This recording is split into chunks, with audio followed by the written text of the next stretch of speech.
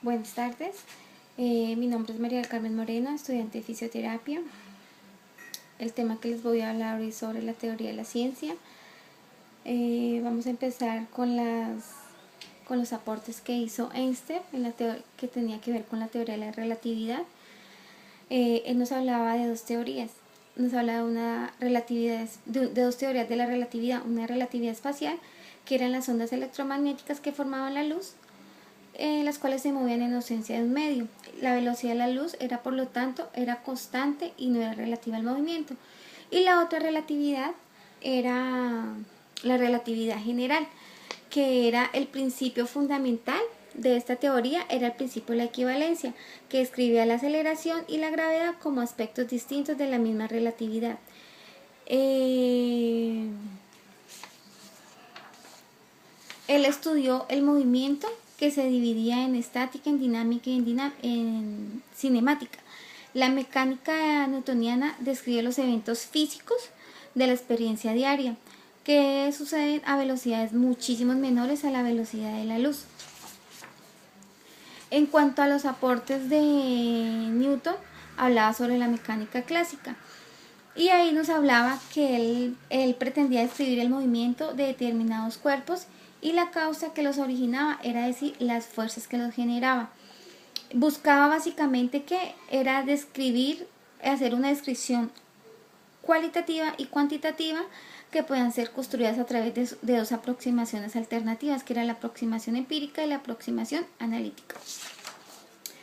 En cuanto a las diferencias, Isaac Newton contra las diferencias de Einstein, decía Isaac Newton que él describía el movimiento de las partículas debido a las influencias de fuerzas aplicadas y a las magnitudes que eran como la posición, la masa, la velocidad y la aceleración, que podían ser medidas en cualquier instante. Einstein nos describía el movimiento de los cuerpos, pero solo a velocidades constantes y en un espacio plano de 3 dimensiones espaciales y una dimensión temporal. Kepler nos decía que la mayoría de la parte de su vida intentó comprender las leyes del movimiento planetario, que era un principio considerado en el movimiento de los planetas debido a cumplir las leyes pitagóricas de la armonía o de la música de las esferas.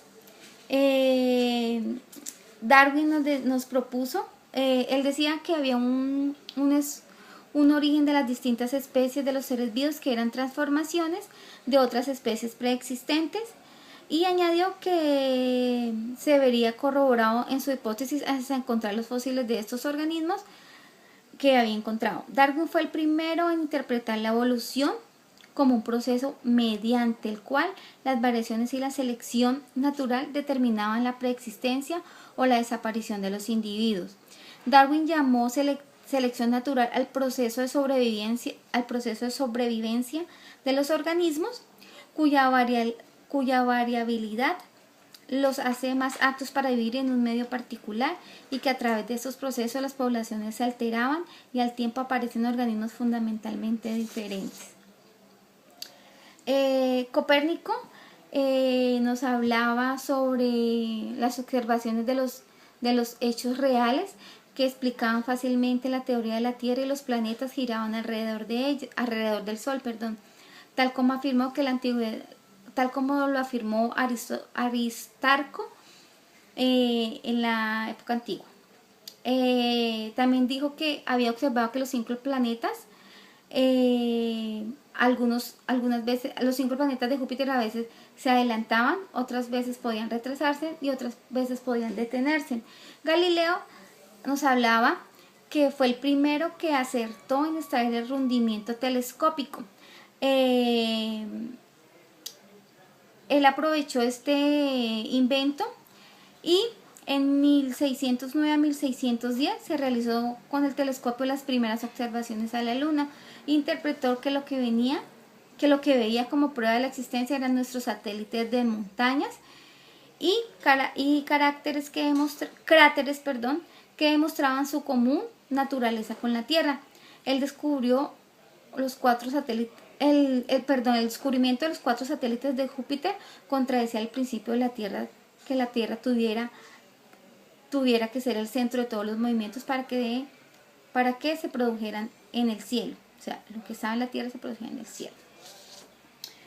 Eso es cuanto al paralelo de esos científicos. Entonces, ¿qué era un paradigma? Se dice que es un método o un esquema fundamentalmente que organiza nuestras opiniones con respecto a algún tema en particular. Es como la interpretación al mundo, es la forma básica de percibir, de pensar, de evaluar y hacer su propia particularidad con respecto a la realidad. También nos hablaban del paradigma cuántico, que el paradigma cuántico básicamente tenía 6 componentes. Decía que el mundo físico, incluido nuestro cuerpo, es una reacción del observador, que es un estado esencial, que la mente y el cuerpo son inseparablemente uno del otro, que la biomecánica del cuerpo es un producto de la conciencia y que la percepción parece ser automática, pero en realidad es un fenómeno aprendido. Y también nos decía que habían impulsos de inteligencia que crean su cuerpo, que crean el mismo cuerpo de formas nuevas a cada segundo. ¿Qué es la física cuántica? Dice que es una ciencia que estudia los fenómenos desde el punto de vista de la totalidad de las posibilidades, que contempla aquello que no se ve y explica los fenómenos desde lo no visible. Contempla lo no mediable, las tendencias como por ejemplo la no localidad y el indeterminismo de las partículas. En cuanto a las terapias alternativas y la física cuántica, básicamente se dice que hoy la física cuántica declara que, y nadie discute, que la materia es una realidad de energía de la naturaleza ondulatoria,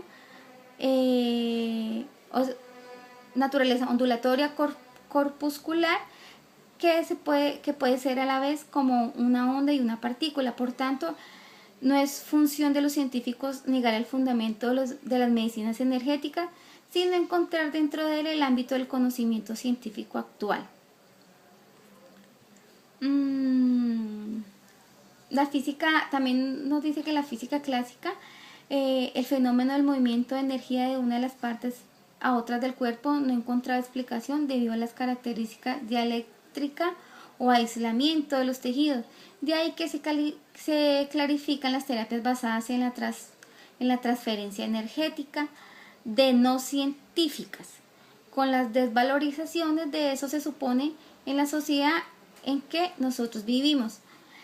Hasta ahora la idea de transferencia de energía de unas partes del cuerpo a otras está muy bien ligada a medicina occidental y a pequeñas cantidades de electricidad que circulan por los músculos, las neuronas, los cables del sistema nervioso, las moléculas de ATP, el almacenamiento de energía